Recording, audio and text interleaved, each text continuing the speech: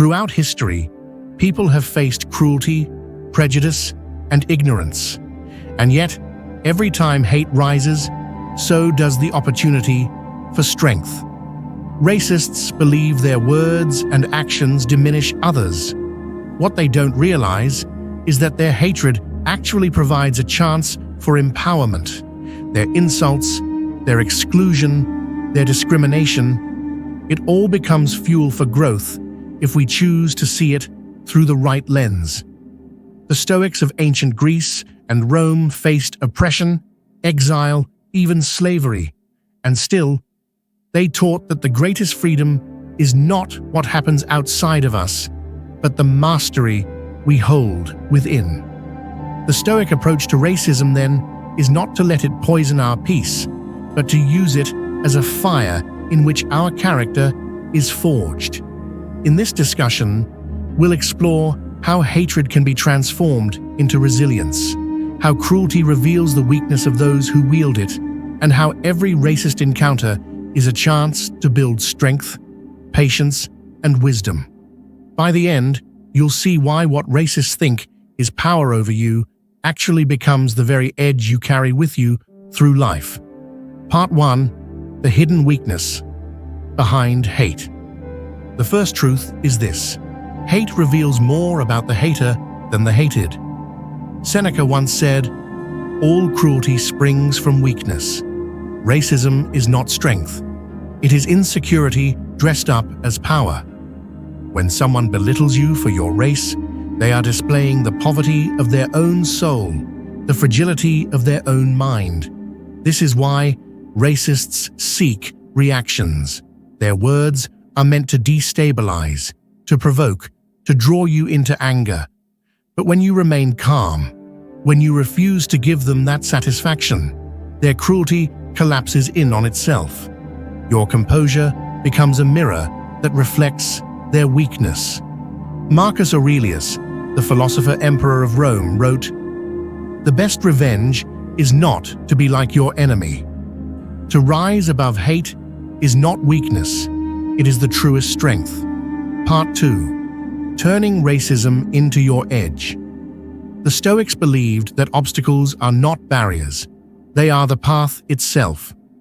Epictetus, born a slave, taught that while no one can control what happens to us, everyone can control how they respond. Racism, as painful as it is, becomes an arena for practicing Stoic virtues: patience in the face of ignorance, endurance under discrimination, fortitude when faced with exclusion, self-control when provoked by insults. Every racist encounter, therefore, becomes training. Each hateful word is like a weight added to the barbell of your character. The more resistance you face, the stronger you become if you choose to lift it. And here lies the paradox. Racists think they're tearing you down, but in reality, they're chiseling you into someone unshakable. Their hate becomes your edge. Part 3: The power of perspective.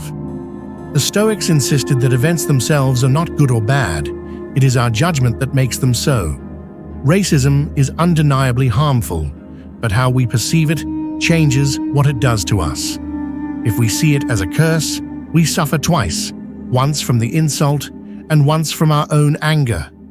But if we see it as a test, as fuel, as a chance to sharpen our inner strength, we turn poison into medicine. This shift of perspective is not about excusing racism.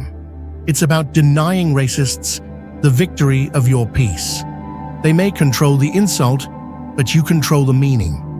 They may control the setting, but you control your response.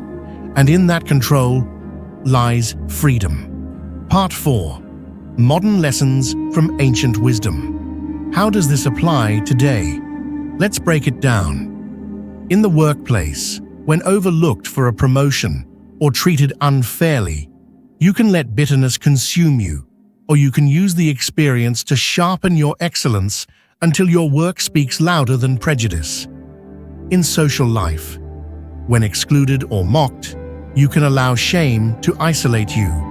or you can use the moment to build deeper self-worth. Knowing your identity is not defined by the shallow minds of others. In family and community, when younger generations see racism, your resilience becomes their role model. You show them that hate cannot dictate their future, only their response can.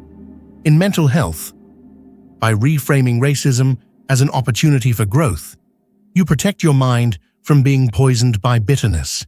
You step into peace, and peace is a radical act of defiance against hate. Part 5. Rising above. Without losing the fight. To rise above hate is not to ignore it. Stoicism is not passive acceptance, it's active mastery. The goal is not to pretend racism doesn't exist, but to refuse to let it dictate who we are. When racists attack, they want you to crumble. But when you stand firm, calm, and unshaken, you win twice. First, by denying them control, and second, by proving that your strength is not dependent on their approval. This doesn't mean staying silent in the face of injustice. It means responding with clarity, purpose, and courage rather than blind rage. It means channeling energy into change rather than self-destruction. Hit that subscribe